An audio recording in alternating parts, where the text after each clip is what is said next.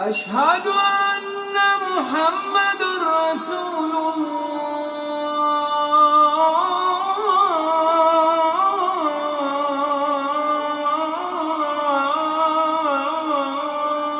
Louange à Dieu, maître des univers, nous témoignons qu'il n'y a de Dieu que Dieu et que Muhammad sallallahu alayhi wa sallam est le messager de Dieu. Mes chers frères et sœurs en islam, je vous recommande ainsi qu'à moi-même la piété, le fait de craindre Dieu. Allah est avec ceux qui le craignent. Dans un précédent sermon, nous avons vu que la sincérité, l'ikhlas, c'est ne vouloir que le visage de Dieu, exalté soit-il, en agissant. Et nous avions souligné que la sincérité en ce sens est l'un des fruits de la foi monothéiste conduite à son accomplissement. Elle consiste à ne rendre de culte qu'à Dieu seul. Nous avions dit qu'il existe beaucoup de signes qui révèlent qu'un homme est sincère, notamment dans le regard qu'il porte sur lui-même et sur les autres, et qu'il est donc important de les connaître.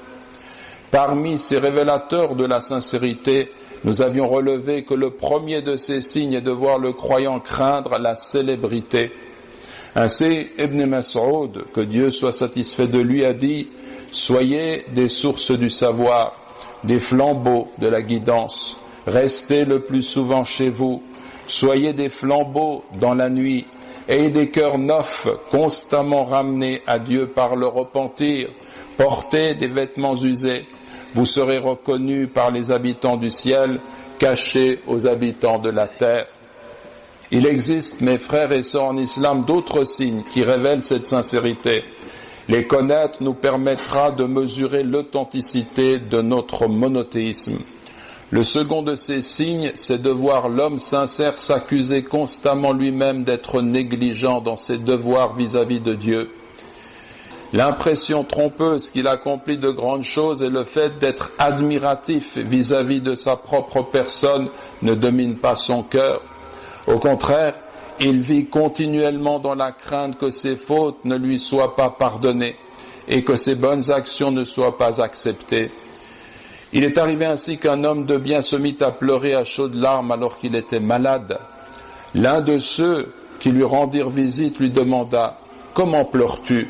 Alors que tu as jeûné et prié la nuit, as lutté, fait des aumônes, as accompli grands et petits pèlerinages, as étudié et pratiqué le dhikr, le rappel et l'évocation de Dieu. » Il répondit, « Qu'est-ce qui me permettrait de savoir avec assurance que quelque chose de tout cela a du poids dans ma balance et est accepté auprès de Dieu ?» Alors que Dieu dit, « Dieu n'accepte les actions que de ceux qui sont pieux. » Aïcha, que Dieu soit satisfait d'elle, affirma qu'elle interrogea le messager de Dieu sallallahu alayhi wa sallam sur ce verset. Ceux qui donnent ce qu'ils donnent, tandis que leurs cœurs sont pleins de crainte à la pensée qu'ils doivent retourner à leur Seigneur. Elle demanda, s'agit-il de ceux qui boivent le vin et de ceux qui volent? Le prophète sallallahu alayhi wa sallam répondit, non aux filles du très véridique, c'est-à-dire aux filles d'Abu Bakr. Il n'est question ici que de ceux qui jeûnent, qui prient et font des aumônes, et qui cependant craignent que cela ne soit pas accepté d'eux. Cela se précipite vers les bonnes actions. Le hadith est rapporté par At-Tirmidhi. Un troisième signe de sincérité, c'est de voir le croyant aimer les actions qui s'accomplissent dans le silence, plus que celles qui sont réalisées à grand bruit médiatique et dans le vacarme de la notoriété. Au sein du groupe agissant, il préfère être telle la racine d'un arbre. C'est sur ce fondement que repose le maintien et la vie de l'arbre, bien qu'il ne soit pas visible à nos yeux. Omar ibn al-Khattab sortit un jour pour se rendre vers la mosquée du messager de Dieu sallallahu alayhi wa sallam. Il y trouva Mu'adh ibn Jabal assis près de la tombe du prophète sallallahu alayhi wa sallam et pleurant. Il lui demanda, qu'est-ce qui te fait pleurer? Mu'adh répondit, ce qui me fait pleurer est une chose que j'ai entendue du messager de Dieu sallallahu alayhi wa sallam. Je l'ai entendu dire, l'ostentation légère est certes l'une des formes de l'associationnisme, du shirk. Et certes, celui qui est hostile à un homme de Dieu, un wali, descend dans une arène pour se mettre en guerre contre Dieu. Dieu aime les hommes bons, pieux et cachés. ceux dont on ne remarque pas l'absence quand ils se sont absentés. Et s'ils sont présents, on ne les convoque pas et ils ne sont pas reconnus. Leurs cœurs sont les flambeaux de la guidance. Ils se sortent de toute situation obscure. On peut comprendre, ils se sortent de toute difficulté. Le hadith est rapporté par Ibn Majah. Notons que cette dernière expression du hadith, yakhrujuna min kulli ghabra'a muzlima, textuellement, ils sortent de toute terre obscure, peut signifier aussi que leurs lieux d'habitation sont extrêmement pauvres, poussiéreux et sans lumière. Cependant, ils sont les flambeaux de la guidance. Un quatrième signe de sincérité que pour lui tous les postes se valent, ceux qui relèvent du leadership comme ceux que l'on occupe en tant que simple soldat. Du moment que son seul et vrai souci est de servir la mission qui est la sienne et qui consiste à agir pour la cause de l'islam, son cœur n'est pas dominé par le désir de paraître, ni d'occuper les premiers rangs. Bien au contraire, il arrive même qu'il préfère rester un simple soldat par crainte de devoir assumer la responsabilité de chef, sans être capable d'en remplir toutes les obligations et d'en assumer les conséquences.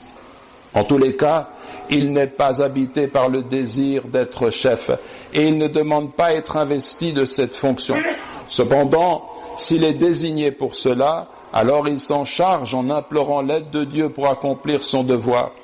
Le messager de Dieu, sallallahu alayhi wa sallam, a décrit cette catégorie de personnes en disant « Bienheureux est le serviteur qui tient les rênes de son cheval. » Toba li abdin. Toba, on traduit, on interprète par bienheureux, mais Toba peut signifier aussi le paradis ou un arbre au paradis.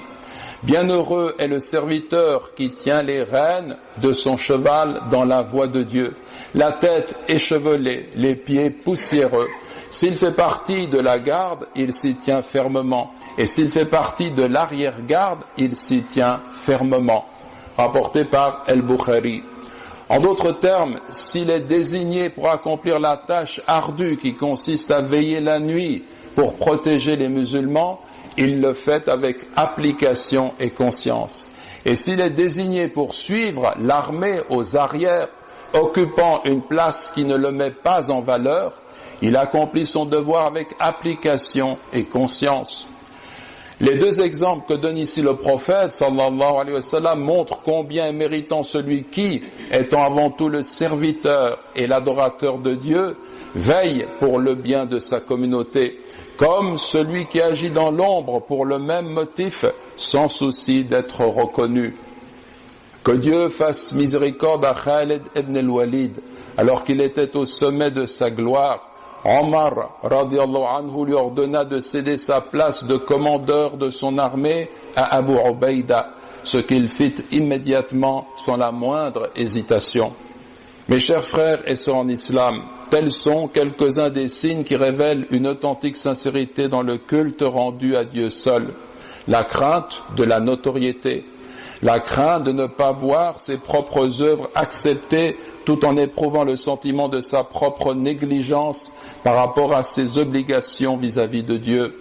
Le fait de n'éprouver aucune sorte d'admiration pour soi-même, le fait de préférer l'action menée en silence plutôt que celle qui s'accomplit dans le bruit, le fait de considérer que l'essentiel est de remplir honnêtement sa fonction sans vouloir occuper les premiers rangs.